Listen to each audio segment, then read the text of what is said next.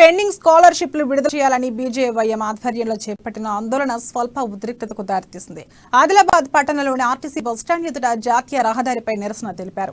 రాష్ట్ర ప్రభుత్వానికి వ్యతిరేకంగా నినాదాలతో హోరెత్తించారు. సీఎం కేసీఆర్ దిష్టిబొమ్మను దహనం చేసేందుకు యత్నించగా పోలీసులు అడ్డుకున్నారు. దీంతో పోలీసులు బీజేవైఎం నాయకులకు మధ్య కొంతసేపు తోపులాట జరిగింది.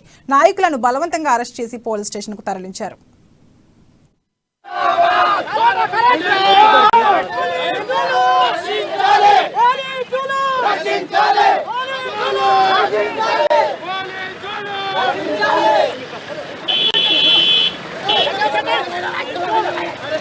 Let's go!